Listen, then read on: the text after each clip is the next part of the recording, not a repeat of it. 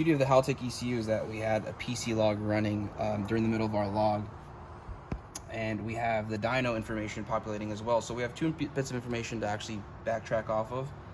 Here we have just a couple channels pulled up. We have wideband and our target. We could use this cursor to go by in a second base. We have our RPM here. That's going to be our track of the run. We start at say at this point 1500, and we take off all the way up to 8,000 RPM, 7,900, 7,950, and then I back off.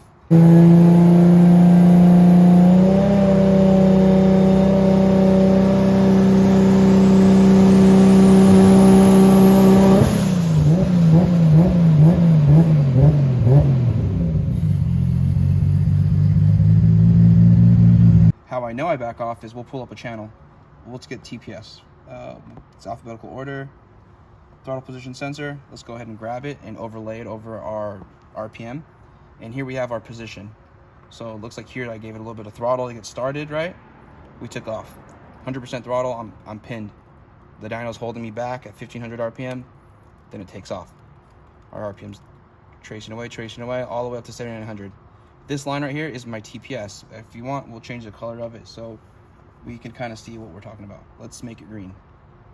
So the green line is our throttle position sensor. I backed off as soon as we hit 7900. Well, I held 7900 for a second or so.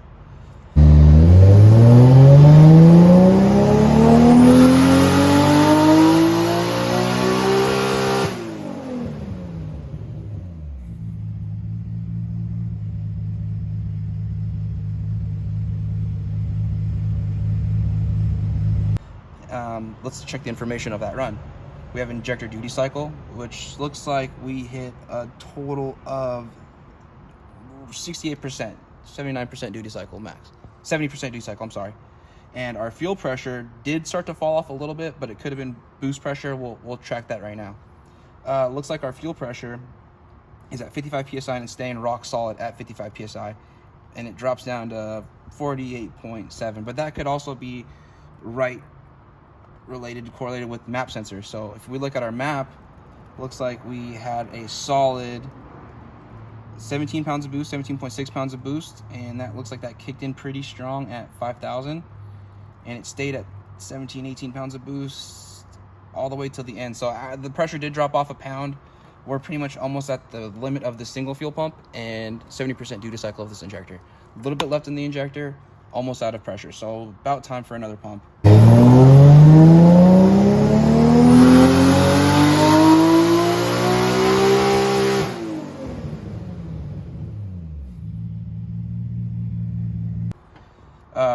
Our Lambda was beautiful. Here we have our target, and then we have our actual Lambda. Let's make the colors a little bit more apparent. We'll use red as our target, and we'll make blue our target, yeah, we'll use red. We'll use red as our target, and we'll use blue as our actual Lambda. So we took off on our run, 100% throttle. It took off, it tracked okay. Boost, full boost, right? Here we're at 17 PSI, and I'm asking of a 11.6. And it looks like we're getting an exact 11.6 the whole run up till the end where it starts to richen up a little bit. And that could also be because I'm holding it pinned at 8,000 RPMs. I could also take a little bit of VE out of the table up there, but I'll probably let that be due to the fact that it's going to be like a cooling thing. And I doubt you're going to really sit at 8,000 RPMs pinned for a while, but it's there.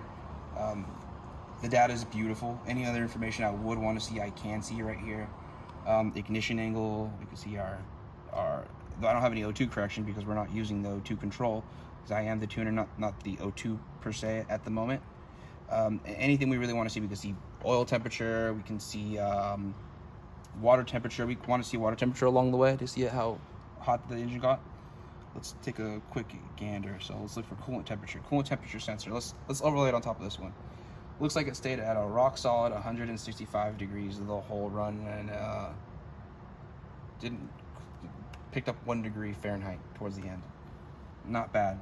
Looking pretty good. Air temperature. Let's take a look at this intercooler. Wow. So it's a little heat sucked because we've been tuning, but 134s, and it's staying pretty rock solid.